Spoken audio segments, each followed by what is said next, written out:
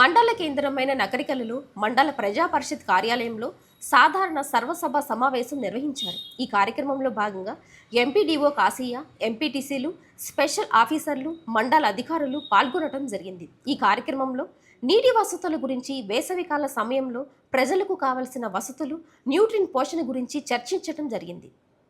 రబీ వరి రైతులకు ఈ నెల చివరి దాకా నీరు అందించాలని ఓ రైతు అధికారుల ముందు తన ఆవేదన వ్యక్తం చేశారు. ఈ కార్యక్రమంలో ముఖ్య అతిథిగా నకరికల్లు మండల తహసీల్దార్ కె పుల్లారావు పాల్గొన్నారు. గ్రామ పంచాయతీ సెక్రటరీ, అంగన్వాడీ సూపర్వైజర్లు, ఎంపీటీసీలు, ఆఫీసర్లు తదితరులు పాల్గొన్నారు. సర్వసభ సమావేశం జరిగింది. అందరూ కూడా మండల పరిషత్లో అందరూ ఎంపీటీసీలు, స్పెషల్ ఆఫీసర్లు, మండల అధికారులు అందరూ కూడా రావటం జరిగింది. వాళ్ళకి సంబంధించినటువంటి రివ్యూ ప్రోగ్రాము అజెండా ప్రకారం జరగటం జరిగిందండి.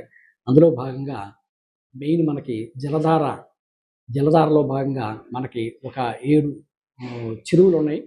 ఈ 7 చెరువుల్లో కూడా మనకి ఈ ఎండాకాలంలో అవన్నీ శుభ్రం చేసుకొని నీళ్ళు నింపుకున్నట్లయితే ఖచ్చితంగా మనం నీళ్లు కూడా మనకి భూగర్భ జలాలు పెరగడానికి అవకాశం ఉంటుందని చెప్పి జలధార ప్రోగ్రాం గవర్నమెంట్ వారు చేసి జరిగింది. తర్వాత ఈ వేసవి కాలంలో హీట్ వేవ్స్ని తగ్గించుకోవడానికి ప్రజలందరూ కూడా జాగ్రత్తగా ఈ హీట్ వేవ్స్ నుంచి తప్పించుకోవాల్సిందిగా కోరుతున్నాను.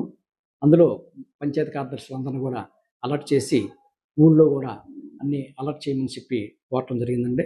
అదే రకంగా మనకి ఎక్కడైతే తిరణాలు జరుగుతాయో, ఎక్కడైతే మార్కెట్లు ఉన్నాయో, ఎక్కడైతే ఎన్ఆర్జీఎస్ ప్రోగ్రాంలు జరుగుతూ ఉన్నాయో వీటన్నిటి చోట్ల కూడా బస్ స్టాండ్ల దగ్గర అన్ని చోట్ల కూడా జనాలను కాపాడటం కోసం, ఈ హీట్ వేవ్స్ నుంచి కాపాడటం కోసం పంచాయతీ కార్యదర్శులందరూ కూడా షేడ్ నెట్స్ వేయవలసిందిగా పట్టడం జరిగిందండి.